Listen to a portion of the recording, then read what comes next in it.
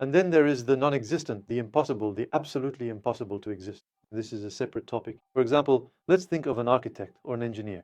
He has a text or a project. Let's say he puts that text in his mind onto paper. A person writes or draws a picture, and then if he wants, he can erase it. This is very important.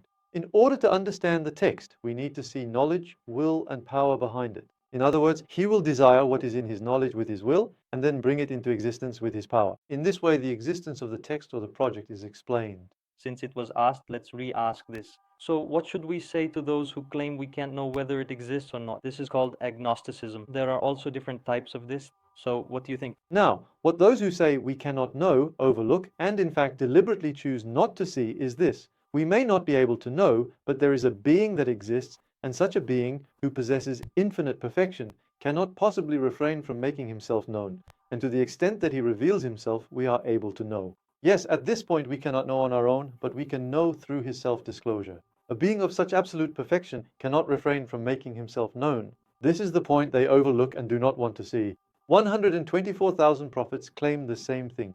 We mentioned this just a moment ago. According to one narration, 124,000 prophets introduce him to us with his attributes and names, declaring, yes, Allah exists, and informing us of his existence.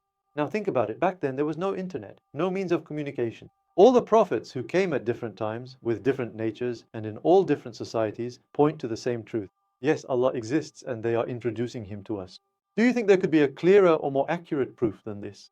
There cannot be. Yes, this is precisely the aspect of Allah's essence that we cannot know or comprehend. Of course, with our created and limited minds, we cannot comprehend or encompass an infinite, eternal, and everlasting being. In fact, if we were able to fully grasp and understand him, he would not be God. Anything that fits within the bounds of our understanding and imagination is, by definition, moving away from the nature of divinity and godhood. We cannot know his essence, but we can know of his existence. They fall into this error because they cannot distinguish this point. Yes, they think that if there is a God with such sacred perfection, we cannot comprehend him, so we cannot know him at all. However, what Islam teaches us, what it instructs and expects from us, is not to comprehend or grasp his essence, but to affirm his existence and to understand that he exists. So it means that we can know that Allah exists. We can bear witness to it.